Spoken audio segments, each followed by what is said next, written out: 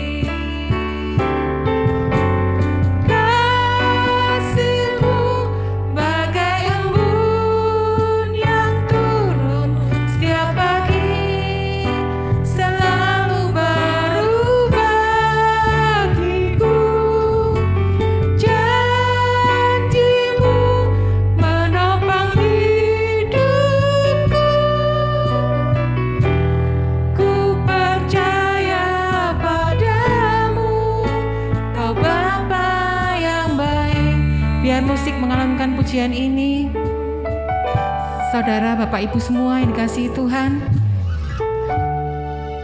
pagi hari ini Tuhan mengajak saya untuk menyaksikan cinta kasih Tuhan. Pada bulan Juli tanggal 28, kami sekeluarga kena positif COVID. Pada waktu itu sempat deg-degan juga, sempat takut, karena begitu cepat, tiba-tiba hilang indera penciuman saya. Saya bilang, waduh, ini kok gini gitu. Biasanya orang-orang kena COVID banyak yang istilahnya gugur, banyak yang meninggal. Saya sempat berpikir gini, waduh Tuhan, kalau aku meninggal, anak-anakku gimana? Saya pikir begitu. Tapi saya nggak pernah, dalam hati saya nggak pernah sekalipun terbersit bahwa saya mengatai Tuhan itu jahat atau apa, tidak ada. Tapi saya mengambil hikmahnya bahwa kalau saya mau menerima yang baik, saya juga harus mau menerima yang jelek sekalipun saya harus terima. Saya nggak boleh mengata-ngatai Tuhan, Tuhan kok begini, saya sudah mengikut Tuhan kok begini. Enggak. Tapi saya mengatakan apapun yang terjadi dalam hidup saya Tuhan tetap yang terbaik. Tuhan gak akan biarkan saya maupun seluruh keluarga dalam keadaan yang buruk. Karena saya percaya kalau orang tua secara jasmani saja bisa memberikan yang terbaik, maka percayalah Tuhan juga akan memberikan yang terbaik dalam hidup kami. Kalau bicara mengenai berkat, mudah kita mengatakan Tuhan itu baik, Tuhan itu baik. Tapi jika sesuatu yang terjadi dalam kehidupan kita, seperti jika seseorang yang terkasihi meninggal atau tidak ada di samping kita, bisakah kita mengatakan Tuhan itu baik? Mari kita bersama-sama renungkan kebaikan Tuhan yang terjadi dalam kehidupan kita sampai saat ini.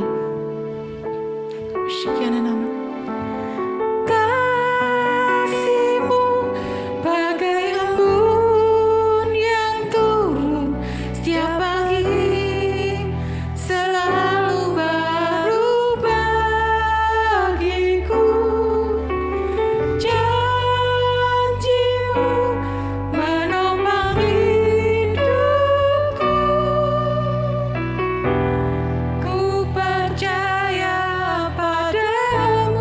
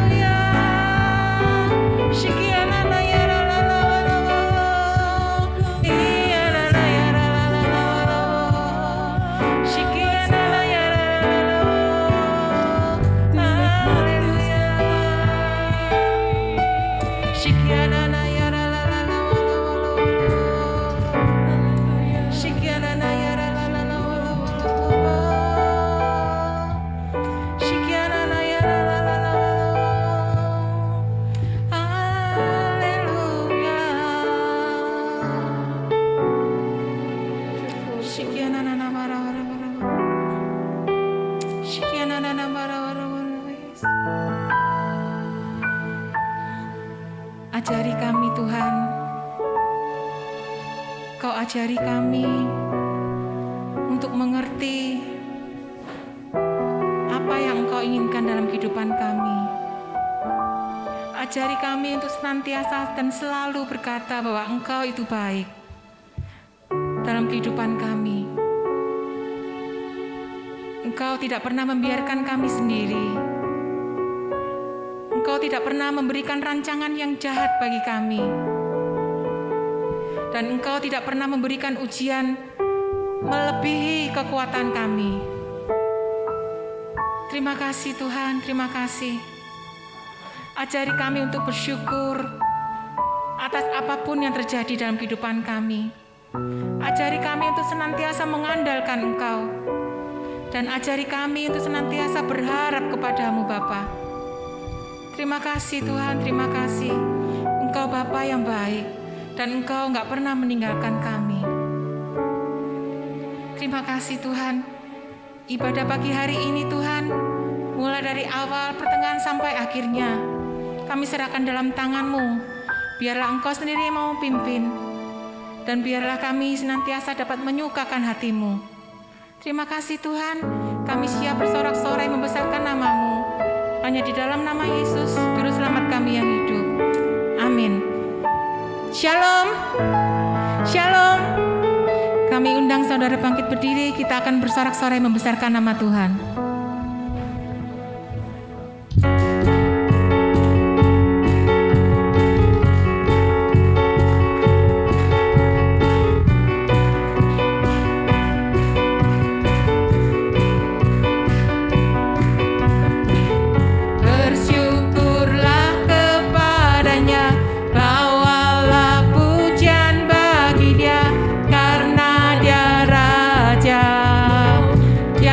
Yang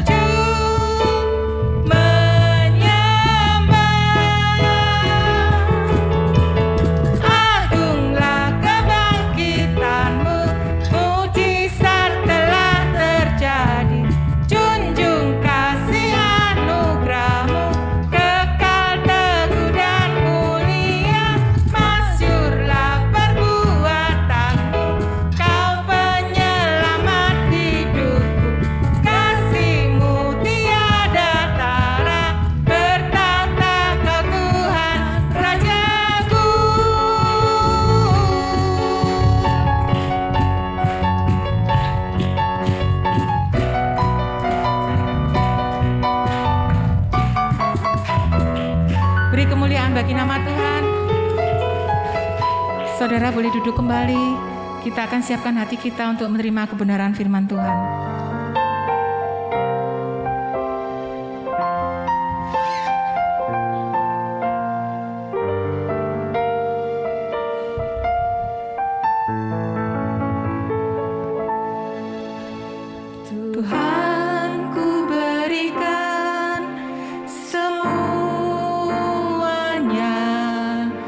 Tubuh, jiwa, rohku relakan semuanya. Ku ingin menyenangkanmu selalu, kan selalu ku jawab panggilanmu. Tuhan, ku berikan tubuh, jiwa, rohku relakan semuanya. Ku ingin menyenangkanmu selalu, kan selalu ku jawab panggilanmu. Ajari aku mengerti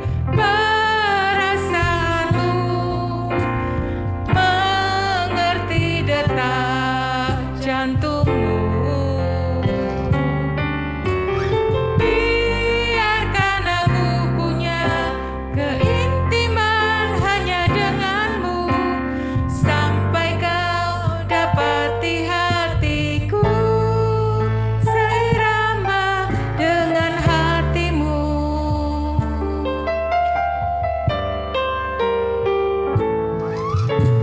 Tuhan, ku berikan semuanya. Tubuh, jiwa, rohku relakan semuanya.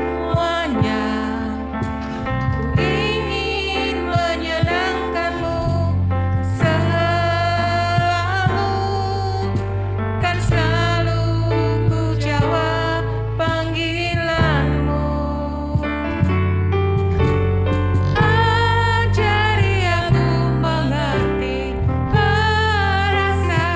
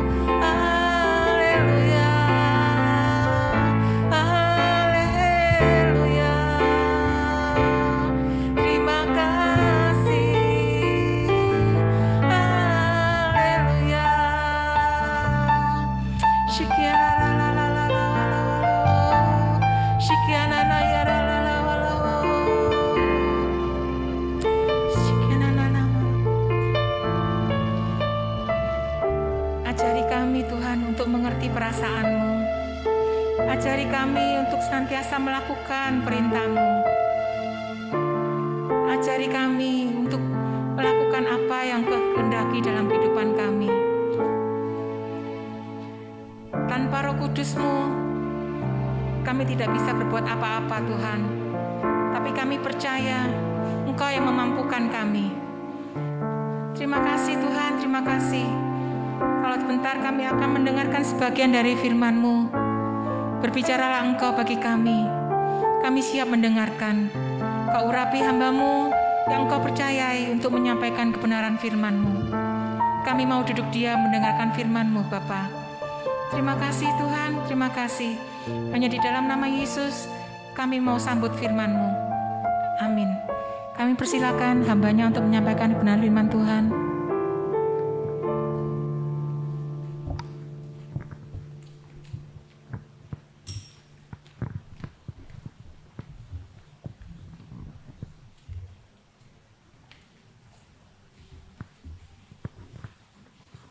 Ya, salam dari Mami Lucy.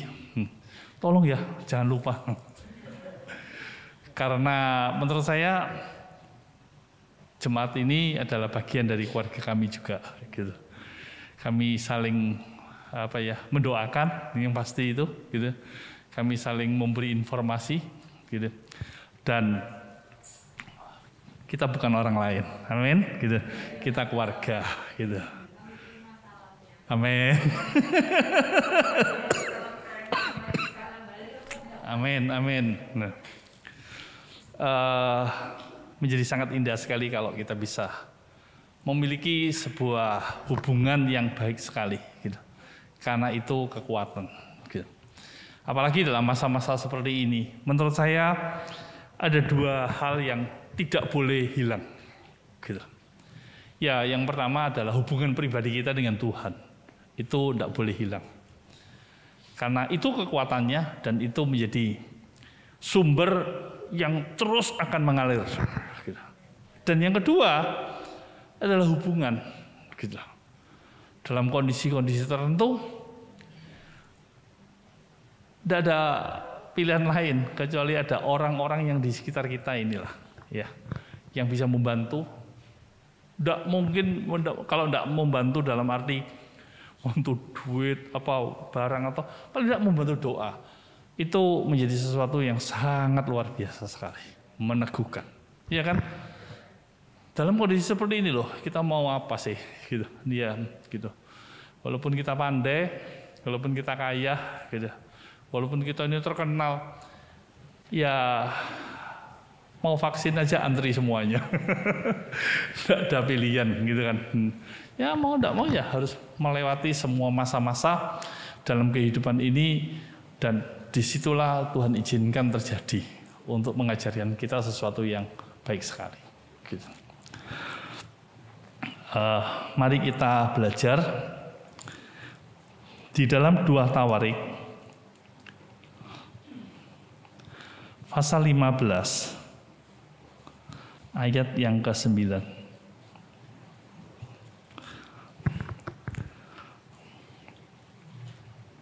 Oh, itu sebentar ya. Tidak bisa tayangan? Bisa.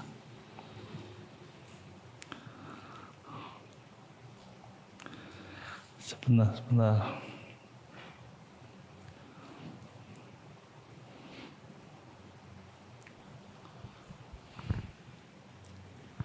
Oh, keliru. 16, 2 Tawarik 16 ayat yang ke-9. Terima kasih sudah diusahakan. Karena saya nggak nyatet beberapa ayat yang lain kecuali saya bergantung sama PPT. 2 Tawarik 16 ayat yang ke-9. Mungkin nanti fontnya atau kata-katanya agak berubah sedikit ya, tolong dimaklumi. 2 Tawarik 16 ayat 9, mari kita baca sama-sama. 1, 2, 3. Karena mata Tuhan menjelajah seluruh bumi untuk melimpahkan kekuatannya kepada mereka yang bersungguh hati terhadap Dia. Dalam hal ini engkau telah berlaku bodoh. Oleh sebab itu maka sekarang ini engkau akan mengalami peperangan. Saya memberi judul bersungguh hati. Kata bersungguh hati itu menjadi tema sentral kita. Sebelum kita bicara banyak tentang bersungguh hati, ada sebuah ungkapan dikatakan gini, dalam hal ini engkau telah berlaku bodoh. Gitu. Atau dengan kata lain, kalau engkau tidak bersungguh hati, engkau itu bodoh. Yang menarik kalau kita bicara soal prinsip firman Tuhan itu bukan sekedar aturan yang diada-adakan untuk membatasi orang.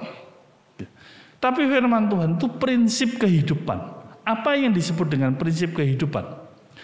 Prinsip kehidupan itu kayak jalan. Gitu. Kalau kita nggak melalui jalan itu, sengsara, repot. Kita akan muter-muter, mungkin tidak akan ketemu ke tujuan kita. Gitu. Nah, kata bersungguh hati, kalau kita tidak bersungguh hati, gitu ya, kamu tuh bodoh. Sudah ditunjuk jalan nih, ya, sudah dikasih ini loh, lewat ini, tapi kita muter, bodoh, gitu. Lah, kadang-kadang orang bodoh itu pokoknya nekat aja, gitu. Itu repotnya, gitu. Padahal yo, kalau dipikirkan muter-muter. Kalau kita tidak bersungguh hati, kamu tuh bodoh. Bukan hanya bodoh, kalau bodoh saja ya mungkin ya sudahlah. Gitu. Maaf ya, kalau ada orang yang agak-agak, misalnya ya kelewatan 1 derajat gitu ya sudah, terus mau apa lagi dengan orang itu. Tapi yang tidak enak gini, bodoh, sebab itu mulai sekarang engkau akan mengalami peperangan. Nah ini yang tidak enak. Artinya hidupmu, nah kata peperangan itu waktu kemarin saya renungkan, kata peperangan itu akan mengajarkan kepada kita untuk masuk dalam sebuah medan. Bukan Sumatera Utara sana, bukan kota Medan. Tapi medan itu medan peperangan. Atau sebuah daerah konflik. Gitu. Jadi artinya gini, kalau kita tidak bersungguh hati, gitu, kita akan masuk dalam sebuah medan peperangan, sebuah daerah konflik yang terus-menerus akan terjadi dalam hidup ini. Saya kasih contoh ya, teman saya itu pernah mengalami masalah, ya dia sudah berusaha dan sebagainya, akhirnya mentok punya utang, gitu. Nah, utangnya di kartu kredit, wah ditagih sana, tagih sini dan sebagainya. Dan awalnya begitu ditagih, refleksnya sembunyi, gitu. Punya masalah, harusnya diselesaikan masalahnya, tapi dia coba sembunyi. Nah kayak gini loh, enak enggak sembunyi punya utang itu? Enggak enak, ditagih. Gitu. Sudah kami beritahu, sudah kami nasihati, hadapi semuanya. Ya karena nanti gini gimana, nanti gitu gimana, kan apa muter dewek gitu. Sudah dikasih jalan sama orang-orang yang ngerti itu, dikasih jalan, enggak, muter. Akhirnya berapa tahun, 3-4 tahun tuh muter-muter aja, menghindari. Utangnya lunas enggak? Enggak. Utangnya selesai enggak? Enggak. Tetap punya utang, tapi muter-muter aja. Sampai kepada satu saat, ya kembali lagi itu, untungnya Tuhan tuh baik ya. Enggak, gitu. Tuhan baik, terus dia mikir, iya.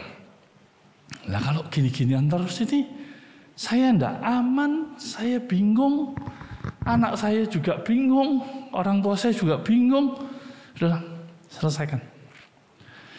Ya dengan segala keberaniannya, berdoa dan sebagainya, dia datangi banknya, ada satu-satu, dia nego satu-satu. Terus barangnya yang enggak, ya artinya yang dijual sudah, gitu.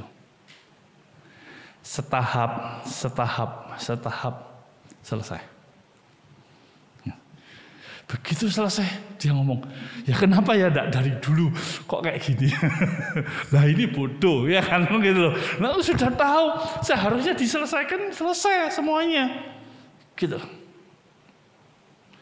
Teman saya itu mungkin siapa Ko Joni, Pak Ian, Om Ian kenal Yuwono itu karena dia dari latar belakang, dia dari latar belakang sipil terus dia, latar belakang bank, dia tuh tiap hari dedikasi hidupnya dalam membantu orang yang punya hutang.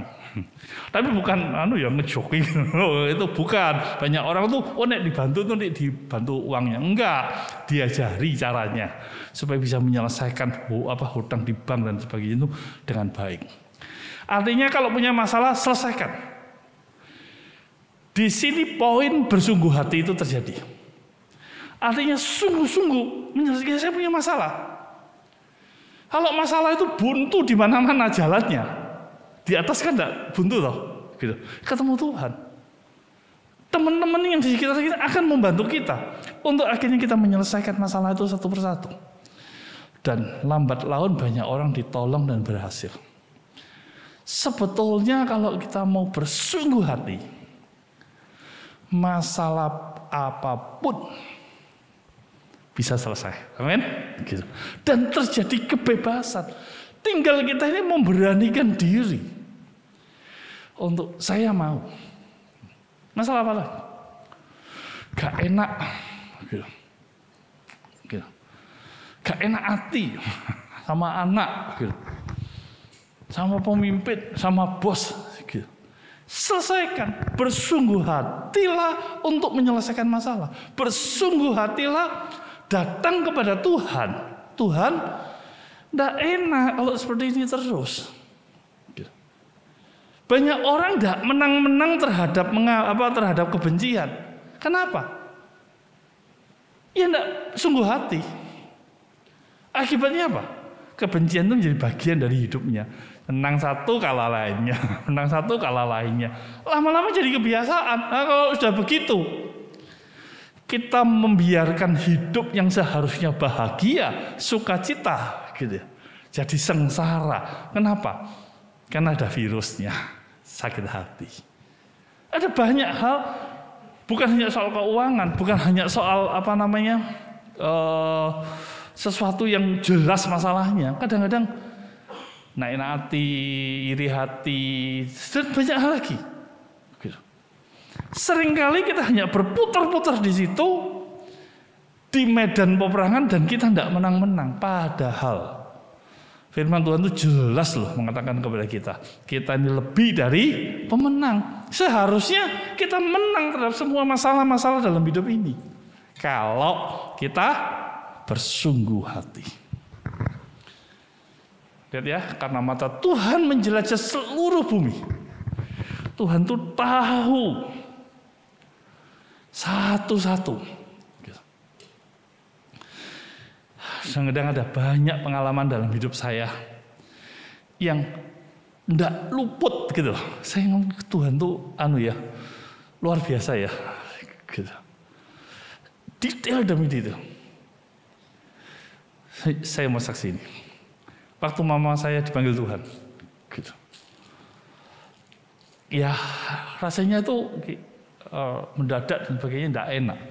Tapi kalau saya perhatikan ada yang detail, saya tahu ini jalan Tuhan. Kalau bukan jalan Tuhan tidak mungkin. Mama dipanggil Tuhan karena sakit COVID gitu. Dan kita tahu bersama begitu dipanggil Tuhan berpulang, tidak ada pilihan, harus pakai agendanya COVID gitu, dimakamkannya. Lah kita sebagai anak-anaknya merasa tidak enak.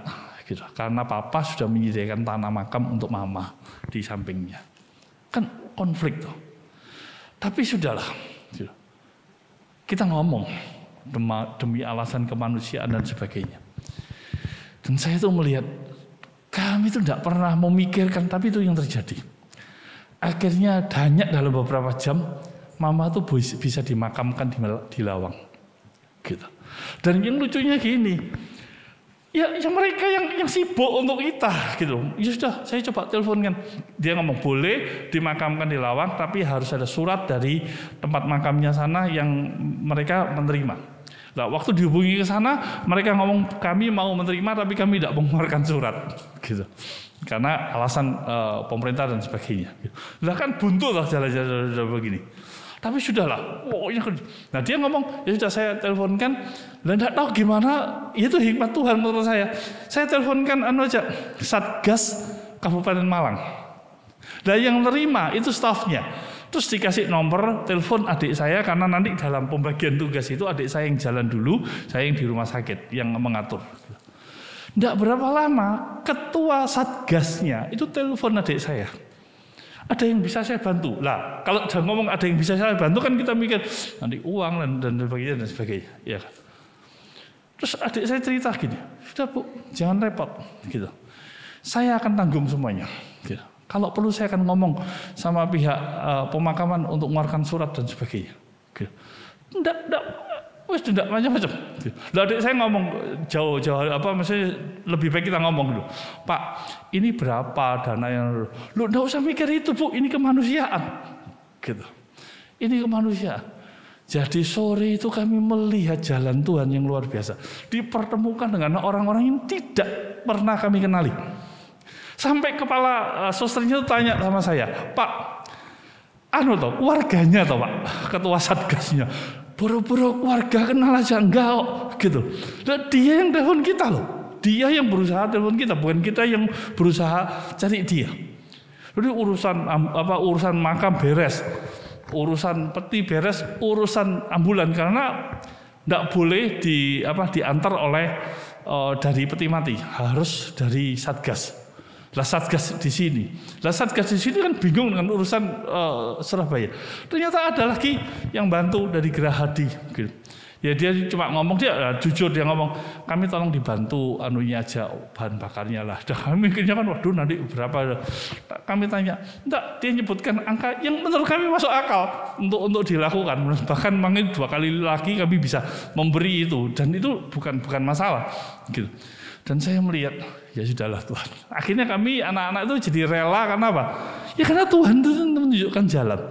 Mata Tuhan menjelajah seluruh bumi ini mengungkapkan sebuah karyanya Dia. Bahwa Dia itu tidak main-main untuk kita. Hal-hal detail itu diperhatikan sungguh-sungguh. Untuk kita tuh bisa menikmati segala kebahagiaan yang seharusnya terjadi di muka bumi ini. Amin. Mata Tuhan menjelajah seluruh bumi, berarti kan untuk melimpahkan kekuatannya. Waduh, kalau kita tuh ikut Tuhan, wes seneng gitu kan gitu. Tapi ingat, kata bersungguh hati ini harusnya ini bagian dari hidup kita. Nah, ini yang saya ingin siarkan apa yang disebut dengan bersungguh hati itu. Sebelum kita bicara soal bersungguh hatinya, mari kita lihat sekilas apa yang terjadi pada ayat itu.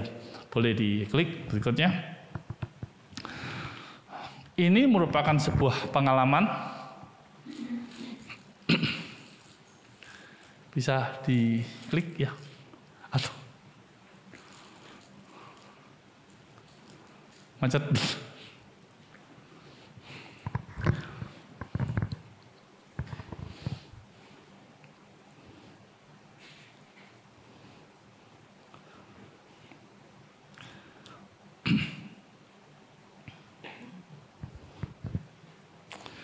Ini kan sebuah pengalamannya Raja Asa ya, gitu.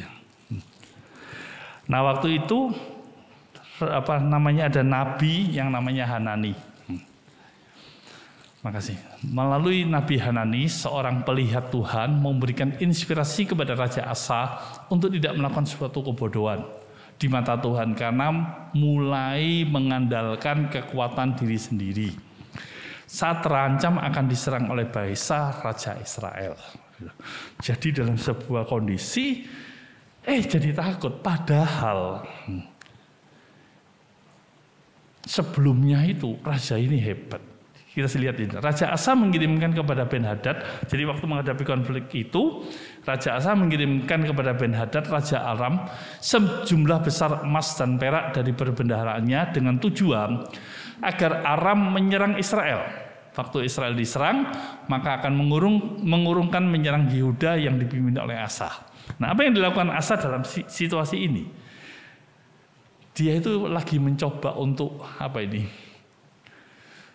Membelokkan masalah, gitu, iya kan, gitu, supaya raja itu tidak menyerang dia kirim upeti, gitu. Nah, dengan kirim upeti itu, akhirnya raja itu menyerang Israel, dia jadi bebas, gitu. Akal-akalan, gitu. Jadi kita tuh punya masalah, gimana caranya supaya masalah ini selesai? Cari dah. Oh mungkin kan kita punya uang, gitu ya. Kita sogok lah, gitu. Seringkali yang kita pikirkan kalau kita sudah menghadapi satu masalah, kasih duit beres, gitu. Apa yang ada dalam kekuatan kita itu kita pastinya menjadi ditonjolkan dulu daripada sebuah kesadaran kita bahwa Tuhan itu bisa bekerja loh lewat kita sebetulnya. Gitu. Tidak biasanya Raja Asa itu mengandalkan dirinya. Seorang yang sangat mengenal kekuatan Tuhan. Bahkan menghadapi ancaman yang lebih besar daripada hal ini. Pada awal pemerintahannya, Yehuda pernah mengalami ancaman serangan dari Serah, pemimpin orang Ethiopia. Raja Asa dengan pasukan yang sedikit berani menghadapi jumlah pasukan yang dimiliki oleh Ethiopia. Dengan 1 juta orang ditambah 300 kereta. Padahal sebelumnya dia diajak berperang, ada lawan yang mengancam dia, yang musuhnya itu jauh lebih kuat daripada kekuatannya dia. Karena dia mengandalkan Tuhan, dia menang. Dalam hal ini ia mengenal yang diandalkan. Ia berseru bahwa hanya Tuhan yang mampu menolong yang lemah terhadap yang kuat. Karena pertolongan Tuhan, orang-orang Ethiopia dapat dikalahkan sehingga Raja Asa dan laskarnya tidak membiarkan mereka hidup. Kemenangan ada pada Raja Asa karena belajar mengandalkan Tuhan dengan sebuah masalah yang gede. Tetapi bisa berikutnya, kadang-kadang kita ini terlena setelah melewati masalah-masalah besar, ketemu sama masalah kecil, gitu. Punya duit kok sekarang, gitu. Sekarang pinter kok, gitu. Lupa, gitu. Tuhan tuh bisa punya rencana dari setiap masalah yang kita hadapi. Waktu adik saya dipanggil Tuhan, jadi orang mati itu selalu ada berikutnya, gitu.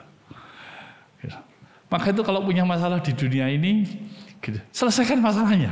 Kalau enggak gitu, dibebankan kepada yang lainnya. Gitu. Itu yang enggak enak, iya kan? Gitu. Dia punya anaknya dibawa oleh istrinya, dan kami keluarga itu waktu itu agak enggak baik hubungannya dengan istri. Lama-lama tuh pengen anaknya ini kalau bisa diambil kita, dipelihara lebih baik, gitu. Tapi kan enggak mungkin secara hukum dan sebagainya. Gitu. Mau dipaksa kekuatan hukum, kekuatan uang ya bisa aja. Tapi apa sih artinya semuanya ini? Akhirnya kita mengambil kesepakatan, saudara. Doa yuk, doa. Yes, kita izinkan Tuhan yang bekerja, kita izinkan juga Tuhan yang memelihara dan mengatur semuanya. 3 atau 4 tahun berikutnya, gitu. Dengan cara yang mulus, gitu. Akhirnya anak itu sampai sekarang menjadi bagian dari keluarga kita, gitu. Di mana keluarga besar mereka, keluarga besar istrinya itu, gitu ya, merelakan semuanya. Gitu. Bahkan sampai sekarang hubungan kami dengan istrinya itu jadi lebih baik lagi, gitu. Dalam menghadapi satu situasi, ingat Roma 8 ya, Allah turut bekerja dalam segala sesuatunya. Artinya izinkan, berhenti dulu, izinkan Tuhan itu berkarya. Kadang-kadang hal ini membuat Yehuda aman dan tidak ada masalah. Banyak emas dan perak yang dapat disimpan. Kenyamanan ini yang membuat Asah mengandalkan dirinya, sehingga pencarian akan Tuhan lemah, akhirnya melupakan kekuatan yang berarti. Fokus hidupnya pada keberhasilan materi lebih menarik, sehingga memudarkan keterpautan hati akan Tuhan. Pesan Tuhan melalui Nabi Hanani berguna juga untuk saat ini. Mata Tuhan sedang menjelajah seluruh bumi, menunjukkan kepentingan dan keberadaannya yang kuat untuk mencari pribadi yang bersungguh hati, sehingga mencurahkan kekuatannya. Jangan hidup dalam kebodohan. Berbicara tentang sikap hati yang terpanggil sesuai dengan rencananya. Kita ini ada karena panggilan Tuhan, amin. Kita ini ada di dalam panggilan itu, ada rencana yang besar, detail. Kalau dia itu Tuhan yang tahu detailnya, berarti kita juga harus cek detail kita itu dalam pandangannya Tuhan, amin. Disitulah kita akan menemukan sesuatu yang berarti. Mari kita lihat berikutnya. Nah, kata melimpahkan kekuatan itu berarti sebuah kemampuan supranatural dalam keseluruhan kebenaran pada semua cara, perilaku, dan semua aspek kehidupan. Ini hanya ada dalam Kristus Yesus. Seperti ungkapan firman Tuhan dalam Kolose 2 ayat 9, sebab di dalam Dialah berdiam secara jasmania seluruh kepenuhan kealahan. Apa sih artinya? Artinya gini, di dalam Yesus yang telah menebus dosa kita dan telah masuk dalam hati kita, itu ada kepenuhan kealahan yang full power, kuasanya itu penuh atas hidup ini. Karena ada apa? Ya karena dia pencipta langit dan bumi. Karena dia siapa? Karena dia telah mengalahkan maut. Karena dia telah mengalahkan batas-batas kemampuan manusia. Ya kan? Ditembusnya dan memperoleh sebuah kuasa yang besar atas kita semuanya. Kata melimpahkan kekuatan itu adalah sebuah kekuatan yang tanpa batas yang Tuhan sediakan dalam hidup ini, dan itu ada dalam Kristus Yesus. Betapa luar biasanya. Dan kadang-kadang tanpa kita sadari kita meremehkan loh. Gitu. Kita lebih panik terhadap sebuah masalah, ya. Kita lebih panik misalnya COVID gitu ya, daripada kita coba mengandalkan Tuhan dalam segala sesuatu. Gitu.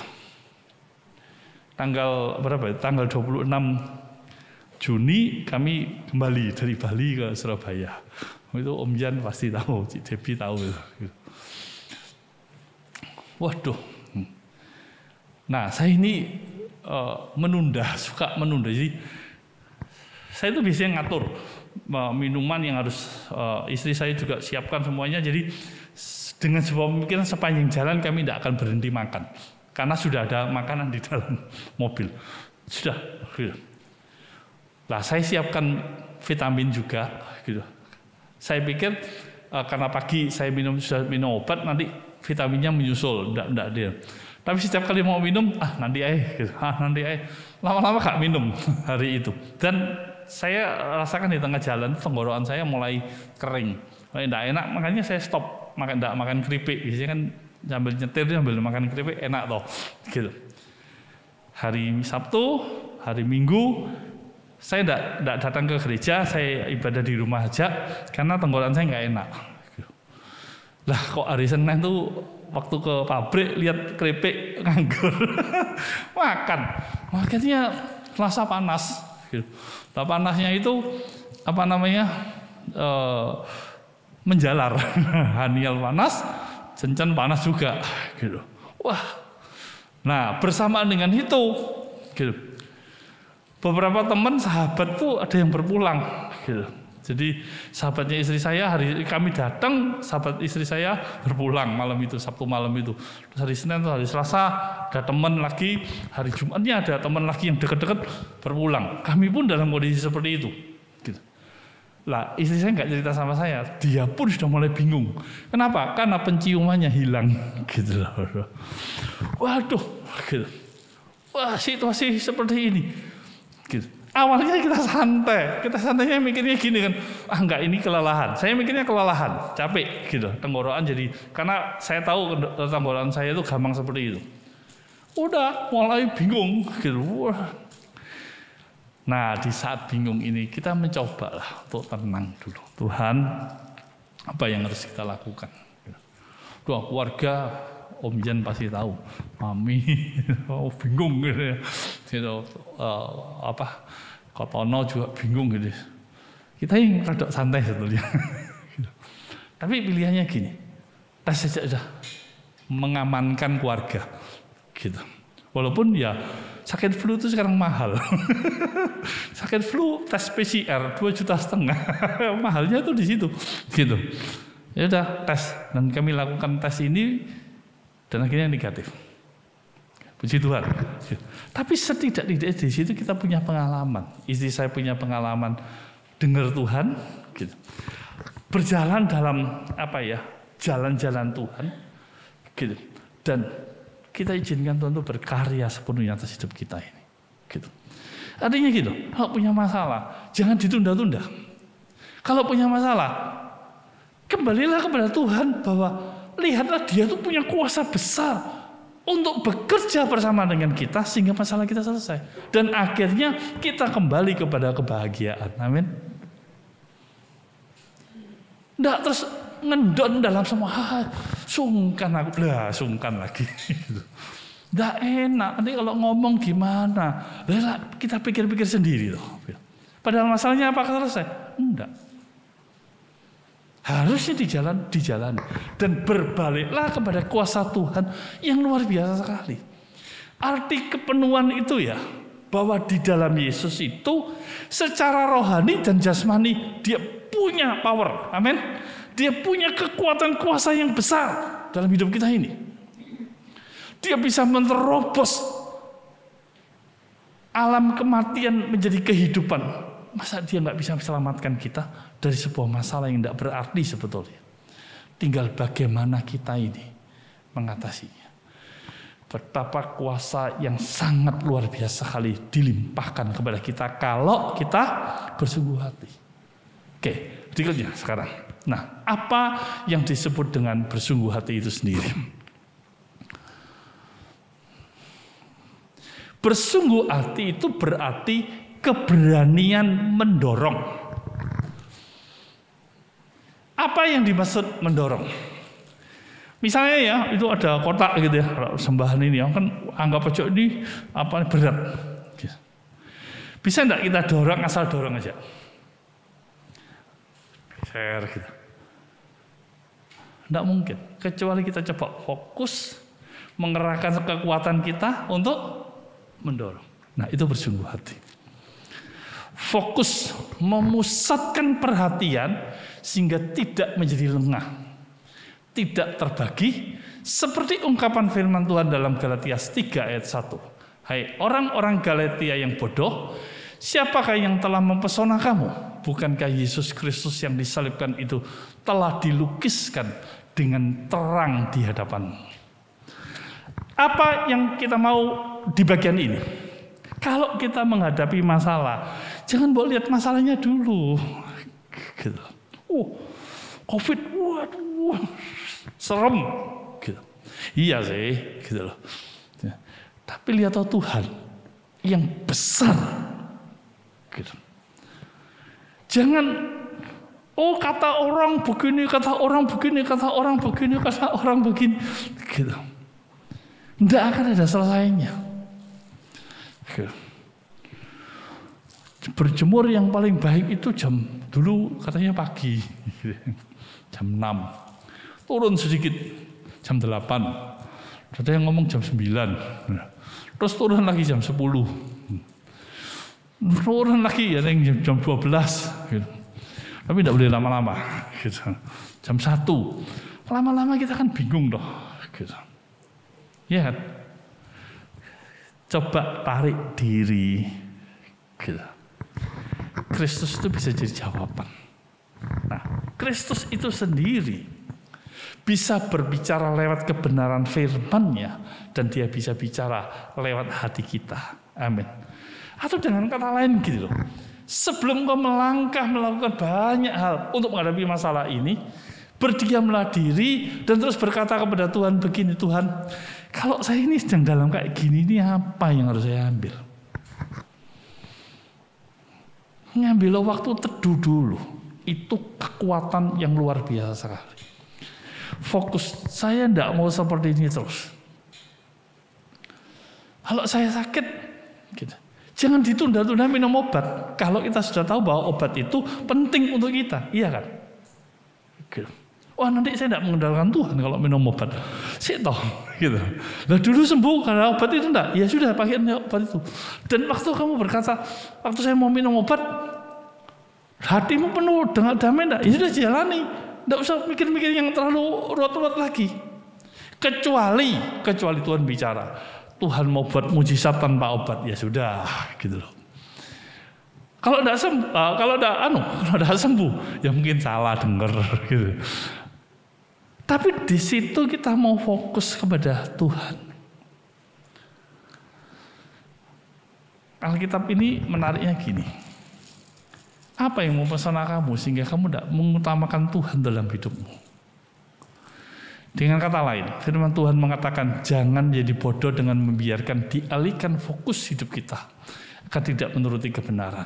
Yesus Kristus dengan nyata telah disalibkan untuk kita semuanya. Saya mengajak kita bersungguh hati itu fokus Tuhan. Karena bagi saya, Yesus itu bukan Tuhan. Tuhannya pendeta, sehingga jemaat nurut apa kata pendeta saja. Bukan. Yesus itu Tuhan atas kita semuanya. Artinya, setiap jemaat, setiap kita orang Kristen punya hubungan yang kuat dengan Dia.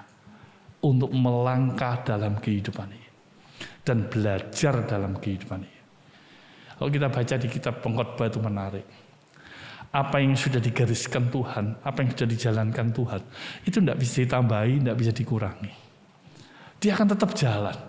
Dan ujung daripada sebuah perjalanan itu adalah membuat manusia takut akan Tuhan. Nah, takut akan Tuhan itu berarti apa?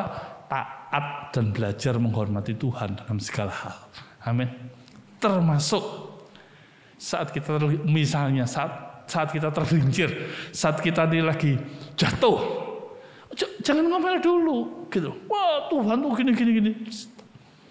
Itu merupakan bagian dari jalan Tuhan untuk kita tetap berharap kepada Dia bahwa hanya kuasa-Nya lah yang akan bekerja atas kita. Amin. Membuat kita tenang, tidak terus menyalah-nyalahkan. Kata bersungguh hati itu fokus. Berikutnya. Ini di dalam penerapannya prinsip-prinsip hidup yang bercampur baur dengan prinsip-prinsip di luar kebenaran firman Tuhan. Di mana prinsip tersebut di luar kebenaran firman Tuhan yang didapati lebih menarik hati. Karena mata Tuhan menjelajah ke seluruh bumi untuk melimpahkan kekuatannya. Adalah menunjukkan kepentingan dan keberadaan Dia. Tuhan yang kuat, selain Dia tidak ada. Kekuatan itu dilimpahkan hanya kepada mereka yang fokus pada Tuhan. Amin. Ini loh, mata hatinya itu tertuju kepada Tuhan. Gitu. Tertujunya pada Tuhan itu jangan dijadikan jangan dijadikan alasan juga ya. Masalah gak selesai, doa dulu. Gitu. Doa dulu. Loh, bukan itu ya maksudnya. Artinya gitu, berdoa untuk masalah selesai, iya kan? Gitu. Banyak orang terus akhirnya sok rohani gitu. Tuhan belum ngomong apa-apa sama saya, gitu. Ini repot juga, gitu. Enggak, fokus pada Tuhan itu fokus Tuhan, saya sedang dalam masalah ini, saya sedang kondisi seperti ini. Apa yang Tuhan mau saya lakukan? Ya kan? Dia akan berbicara kepada kita. Kalau toh Dia tidak berbicara kepada kita langsung, Dia akan berbicara lewat sekeliling kita. Dia akan berbicara lewat orang-orang yang ada di sekitar kita. Yang pasti Dia akan tunjukkan caranya untuk kita bisa menyelesaikan masalah itu. Amin. Lihat ya. Nah, kata bersungguh hati itu teguh hati. Ada sebuah kekuatan untuk tetap berkata, saya akan lakukan apa yang Tuhan mau. Kekuatan untuk berpegang pada prinsip dengan mencari ikhtiar niscaya akan berhasil. Sebagai hal yang menjamin hidup, berani hidup dengan jaminan segala yang terjadi ada dalam Tuhan yang telah menyatakan kebaikan dalam hidup ini dengan rasa syukur.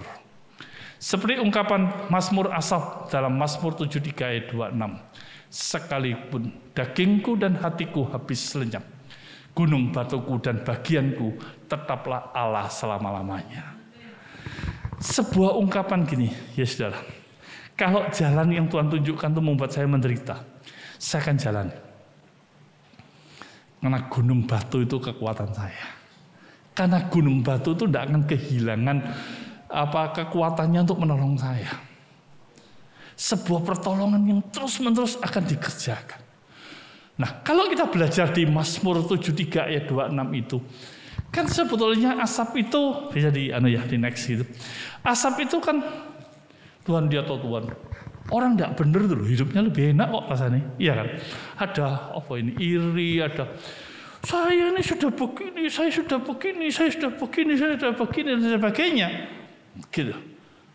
Kok seperti ini aja? Gitu. Lihat orang-orang itu, kok rasanya lebih enak, gitu. Di dalam titik inilah, terus Tuhan lihatkan kepada Asaf.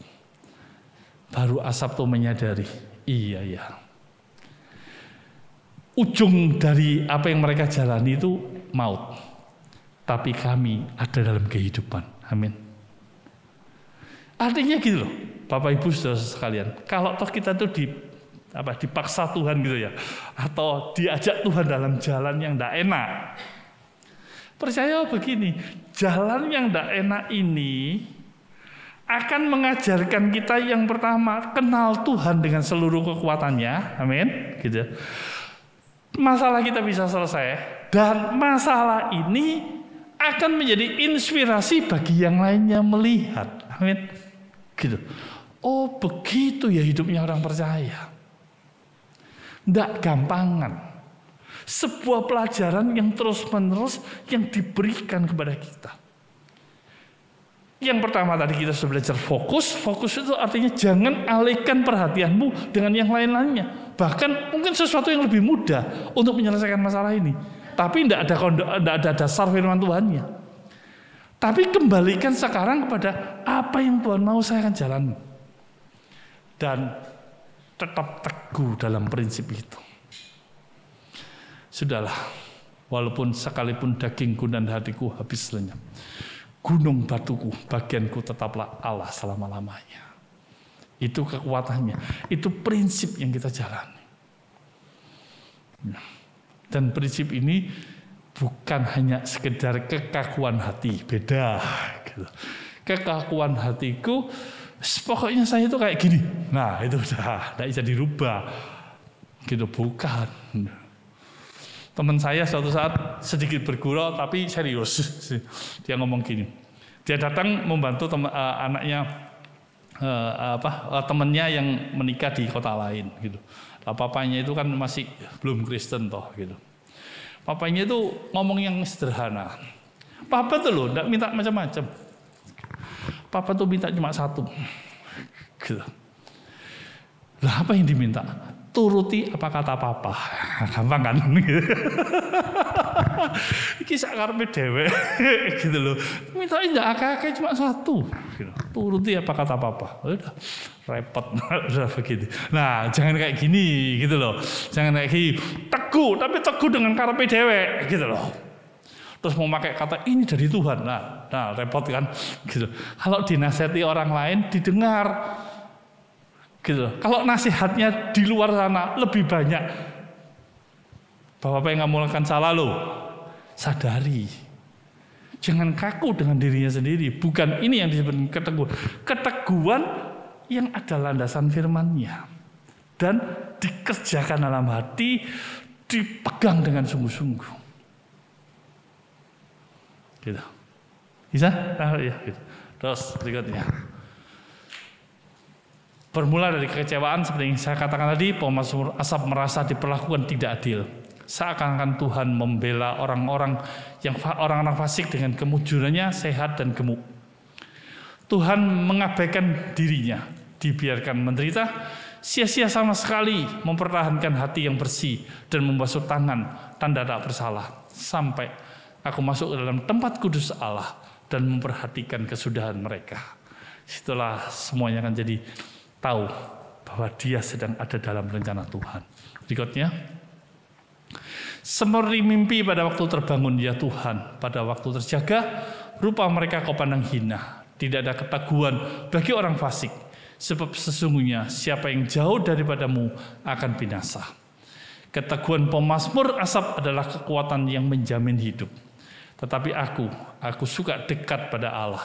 Aku menaruh tempat perlindunganku pada Tuhan Allah, supaya dapat menceritakan segala pekerjaannya. Amin.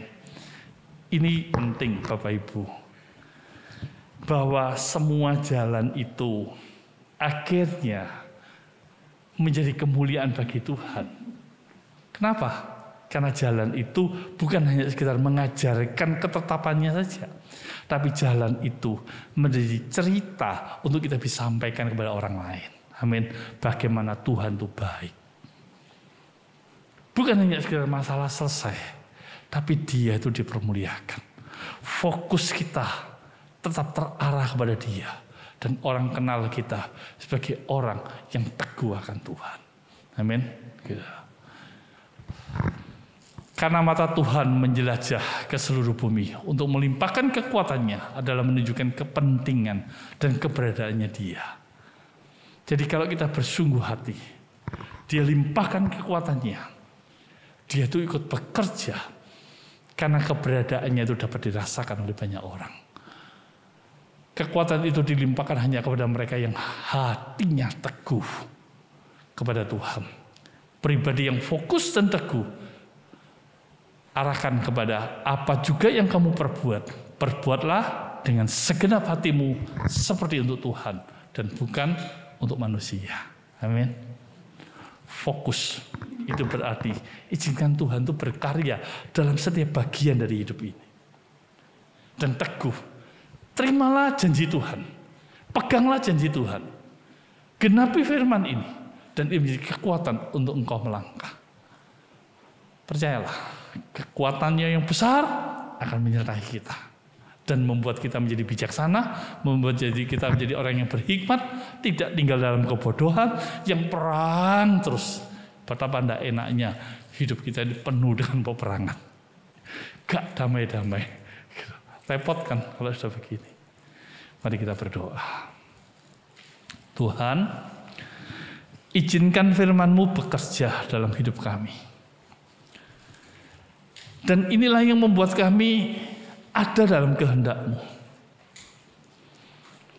Sebetulnya lewat firman ini kami diajarkan tidak ada pilihan lain, kecuali kami melakukan firman-Mu. Kami bersungguh hati. Karena dengan bersungguh hati, kami akan melihat kekuatan, pelimpahan kekuatan yang besar yang Tuhan sediakan. Langit dan bumi punya-Mu. Kuasa kematian Kau tebus. Apa saja yang Kau bisa lakukan, Kau akan lakukan untuk kami. Betapa luar biasanya.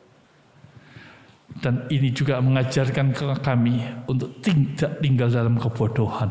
Sehingga hidup kami penuh dengan peperangan. Kami ada dalam medan konflik terus. Konflik dengan hubungan, konflik dengan keuangan, konflik dengan penyakit. Ajari kami menikmati hidup ini karena karya-Mu ada dalam hidup kami. Terima kasih Bapa yang baik. Terima kasih Bapa yang baik. Buat kami ada bersungguh hati, fokus dan teguh akan panggilan Tuhan dalam hidup ini. Terima kasih Tuhan. Karya-Mu atas kami semua. Dalam nama Tuhan Yesus kami berdoa. Amin. Serahkan kepada Kau Joni.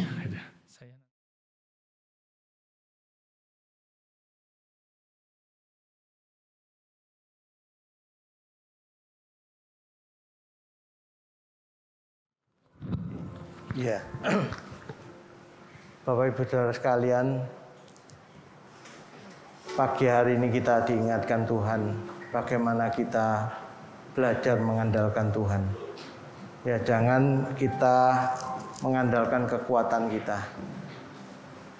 Saya sungguh bersyukur apa yang disampaikan mengenai Raja Asa itu. Dia sebetulnya raja yang mengandalkan Tuhan di awal. Dia Raja Yehuda, dia mengandalkan Tuhan. Tetapi pada waktu dia sudah mulai diberkati Tuhan kekayaan yang luar biasa, dia mulai mengandalkan kekayaannya, dia mengandalkan kemampuannya, dan dia tidak mengandalkan Tuhan. Tapi pagi hari ini ayo kita belajar, saudara, pagi ini yang kehilangan jati diri dalam mengandalkan Tuhan, ayo kita mulai mengandalkan Tuhan. Mari saya undang kita bangkit berdiri, kita bersyukur kepada Tuhan. Oh, haleluya. Bapa di surga, kami sungguh bersyukur kepadamu. Engkau Bapa yang baik, Engkau Allah yang setia. Kami sungguh bersyukur kalau Engkau ada di dalam hidup kami. Kuasa-Mu yang dahsyat Tuhan, itu menyertai setiap anak-anak-Mu yang mengandalkan Engkau Tuhan. Dan penyertaan-Mu itu nyata dalam hidup setiap kami yang mengandalkan Engkau Tuhan. Pagi hari ini kami ampuni kesalahan kami, ampuni dosa kami yang selalu kami mengandalkan diri kami sendiri, mengandalkan kekuatan kami sendiri, mengandalkan kemampuan kami, dan kami meninggalkan Engkau. Tuhan, terima kasih, kami sungguh bersyukur kepada pagi hari ini. Terpujilah nama-Mu, berkasih setia Tuhan. Berkati hamba-Mu Tuhan, Bapak Pendeta Robert Tuhan yang pagi hari ini sudah menyampaikan kebenaran firman-Mu. Biarlah firman-Mu Engkau boleh menjadi berkat buat jemaat Expressing Tuhan. Kau pakai hamba-Mu, terus urapi hamba-Mu dan berkati pelayanan hamba-Mu, karya hamba-Mu, apapun yang dikerjakan untuk kemuliaan nama-Mu Tuhan. Kami sungguh bersyukur kepada-Mu ya Tuhan. Berkati sidang jemaat Expressing Tuhan, anak-anak-Mu ini Tuhan. Pagi hari ini mereka membawa persembahan mereka ke dalam rumah Tuhan. Berkati mereka, Engkau mencukupkan, Engkau menyediakan apapun yang mereka butuhkan. Kami bersyukur Tuhan, di dalam mengandalkan Engkau, Engkau menyediakan segala perkara di dalam kehidupan mereka. Terpujilah nama-Mu ya Tuhan, Engkau Bapa yang baik. Mari saudara dengan iman angkat kedua tangan saudara ke atas untuk menerima berkat Tuhan.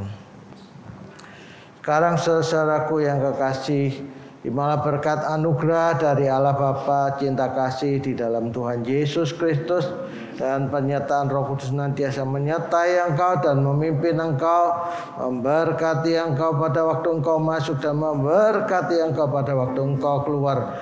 Apa saja yang dikerjakan tangan-Mu Tuhan yang membuat engkau berhasil. Terimalah berkat ini hanya di dalam nama Tuhan Yesus Kristus. Saudara yang percaya sudah menerima berkat Tuhan, mari katakan amin.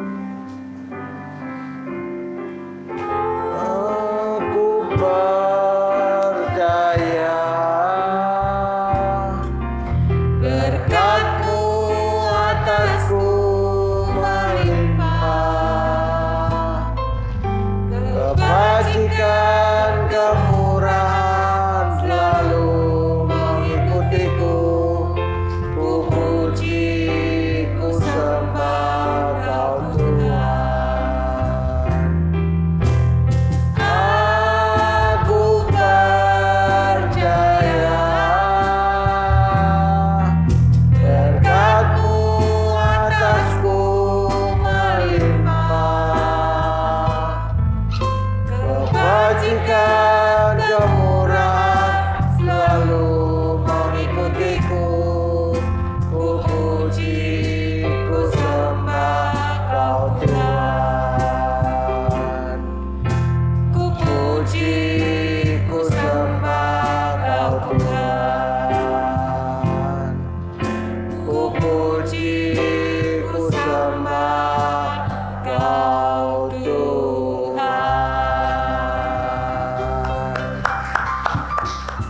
selamat pagi, selamat pulang. Tuhan Yesus memberkati.